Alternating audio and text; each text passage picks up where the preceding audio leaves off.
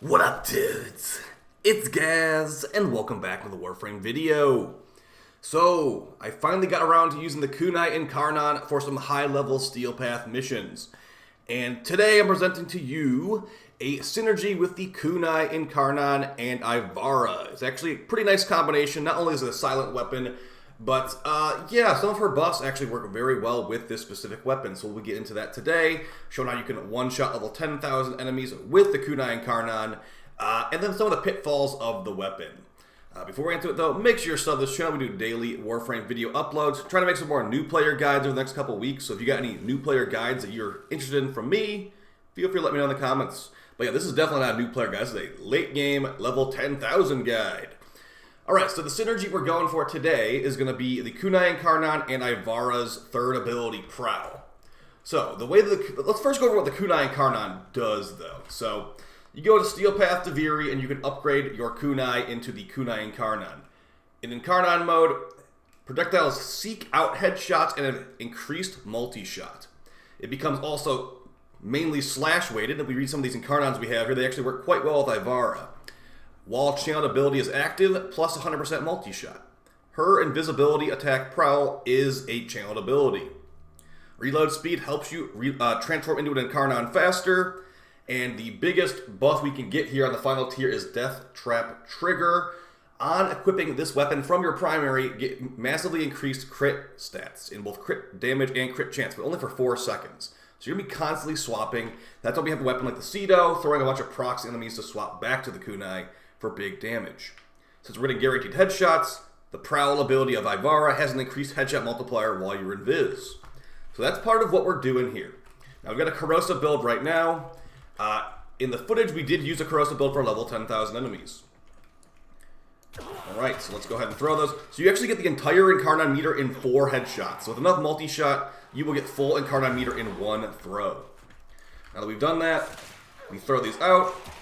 Now, look at that. I'm getting yellow crits. I am not swapping back and forth. When I swap back and forth, you will see a massive damage difference. There you go. Now they're guaranteed orange crits, and they're basically guaranteed one-shotting. Now, this is with none of my buffs up. I technically have Arcane Precision active, which gives increased pistol damage on headshots. You know, it's guaranteed headshots, so pretty good arcane for this. Now, let's throw in some more of our buffs, and we can show how much damage this can really dish out if we really throw every buff at them, which I might forget at least one of the buffs. So, on this current build in Ivara, we have Eclipse from Mirage. If you've watched my previous videos, you might know you could snapshot your Eclipse buff by going in Viz. So right now, I'm in the light. If I go over here, I should be in the dark. I want to be in the light because the damage buff of the light is good. So I go in Viz while in the light, and now even in the dark, I will have the damage buff. That's how this works. So we get a big damage buff from that. We're also running the Empowered Quiver Augment for Ivara. While we're on a dash wire, which is one of our abilities, we get increased crit damage. And with this build, I think it's like 200% increased crit damage. So let's throw that out there. Now, a reminder, this is just a very stationary thing, so it's going to be situational to what mission you're actually in. You also can't recast Eclipse on the dash wire. You have to jump off the dash wire to recast it. Alright, so we're going to throw some procs on them with the Cedo, and we should have enough buffs right now. Okay. About 1 million with no Riven, 4 million slash proc with no Riven. And as you can see, you can just like, it's technically full auto. So we could even kill them with just the normal shot of the Incarnon with this many buffs. So yeah, this works at level 10,000. That is basically what I'll be showing you later in the video. We have some other builds too. We got a slash build and a viral build. But yeah, the Kunai Incarnon for single target works quite well. Especially with this build, it's very high synergy.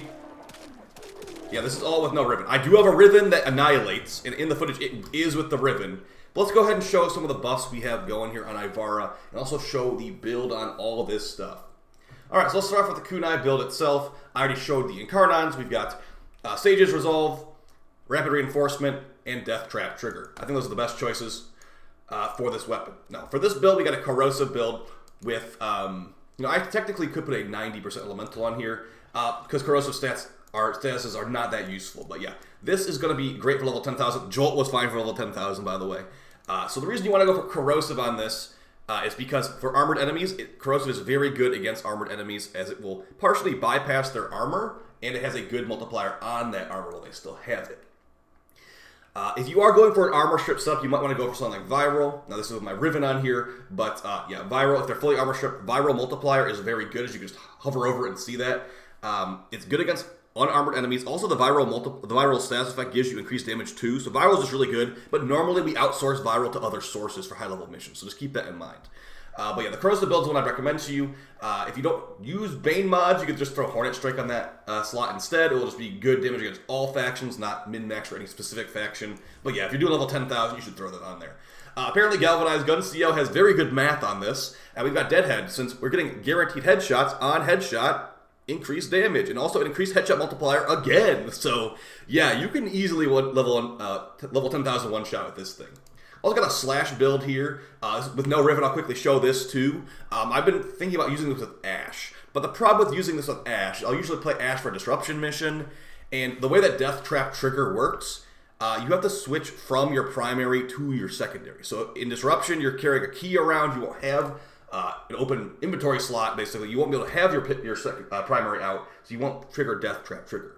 As far as the CDO, we're going for 10x Viral on here. You could easily go for Radiation Viral if you want more procs, but as Ivara, you don't want to get caught in the crossfire, so Radiation procs are a no-go for me.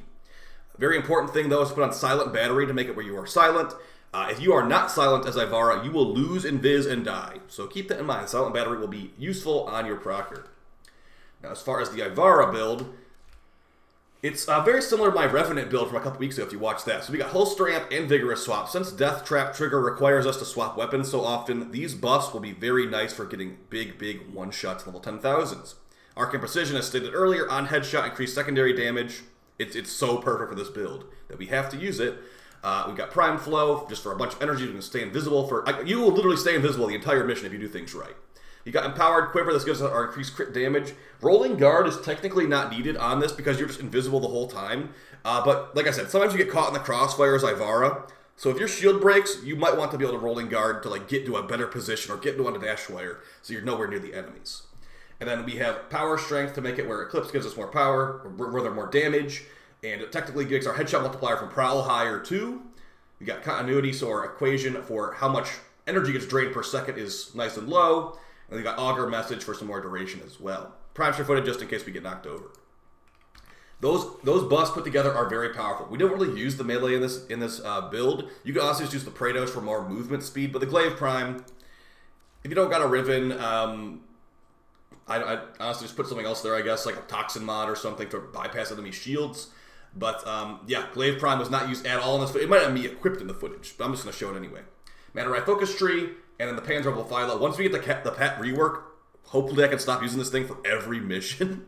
But right now it's used for basically every Steel Path Endurance mission besides ones where I'm camping as Korra. Okay, so let's go ahead and show the Slash build, then we'll get into the Steel Path gameplay footage and talk about if this thing's worth it or not. So I'm going to do this with no Riven and no buffs. Just keep that in mind that this is with no Riven and no buffs. This is the Slash-focused build. Okay. So it does home on their heads, but sometimes it feels like the homing just doesn't work. So big slash procs there. I can even see the number. But remember to proc Death Trap Trigger. You'll see in the footage, I forget to proc Death Trap Trigger a lot. And you will notice it when it's not procced. So, I mean, not bad. If we were on Ashe, of course, it would be even bigger slash procs. But I think we'd have an even bigger problem on Ashe where I couldn't even see the numbers. So let's go in Viz, get the increased headshot multiplier, and it's just GG on these Grenier. Like, I didn't even do Death Trap Trigger. She got 289k. So, you can expect some big numbers out of this. I'm not using Eclipse right now. I'm not using... You know, they're technically not fully, like, crocked up, too. So, yeah, this is acceptable, I'd say. It's not AoE at all, though. And, by the way, Punch Through does not make this seek out multiple enemies, unfortunately. So, it's just single target. But, hey, it's silent already for Ivara. It's got guaranteed headshots for Ivara. It's got big slash proc, so if you're playing on Ashe, he's a ninja too. Throwing stars on Ashe, it makes sense. But here we are for level, looks like 9,200 right now, so they'll be level 10,000 in about one Exalizer.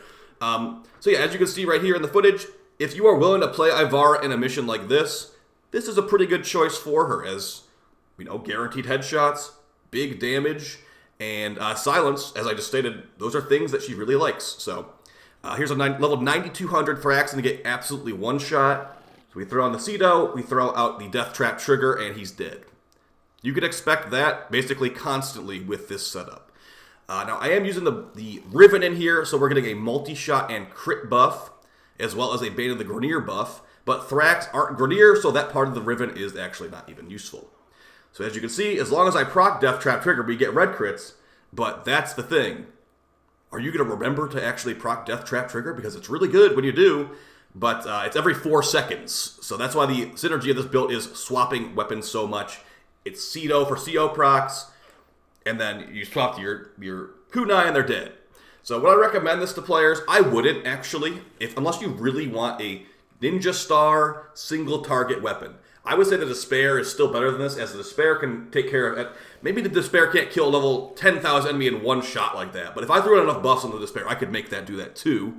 But like the Despair is AoE, this thing is single target no matter how you slice it, and that just feels bad. So I didn't really have AoE covered in this mission at all, and I wanted to, so maybe I should have been using the Glaive to like AoE clear some of these enemies. But as far as, you know, is this going to increase its placement on the tier list? It might actually a little bit. Yeah, it might. If I'm going to be putting the Vasto on like C tier or whatever and the Vasto is only single target, this is very comparable to the Vasto. And here we are just like relentlessly one-shotting level 10,000 enemies. That was 1 billion damage right there. And if you're on the dash wire with your buffs, I mean, you are just good to go. You can make a lot of weapons do this kind of thing on Ivara, but she's very slow is the thing. 916 million. As long as I got ammo and I remember to proc Death Trap Trigger, no enemy can survive. I'm the king of this room. But yeah, I would not really recommend it. I'd say that you can do better as far as reliable weapons. Like even the Latum. The Latum can kill level 10,000s. It has AoE in a way. It's got some AoE in the Latum. This is single target no matter... Like there's really no way. Maybe if you group them up. How about that? If you group them up with a Snare or like a Mag Bubble, maybe you could hit 2 enemies at a time. But that's a very, very specific situation. And also, if the enemy's got Overguard, it's not going to work because you can't cast abilities in Overguard for the most part. So, I think this is one of the best synergies for it. It's the only use for the kunai I have found. And I think it's best in Void Cascade because you're not carrying around a key like in Disruption, where, you know, like I said earlier, you can't have your primary out in Disruption because you're carrying around a key. So you can't proc Death Trap Trigger. Your DPS is literally completely ruined if you do that. So... yeah, basically the idea of the video, guys, I want to show you the synergy. I've been enjoying it. I might use it again for Ivara in the future, because it definitely doesn't have a damage problem. It's just an AoE problem. So, if you guys have been enjoying the kunai as well, let me know how you feel about it in the comments. I did see the Mark 1 kunai is an option, but for some reason the Incarnon choices on the Mark 1 kunai are weaker in some ways than the normal kunai. And by the way, there is also no kunai prime. That's a renamed weapon if you made it this far in the video. So... I'll see you guys on the next one. Appreciate support. We have a big dev stream on Thursday. And yeah, I got to work on that dev stream bingo card. I didn't forget. At least not yet. All right, guys. See you next time. Appreciate support. Take it easy. Peace.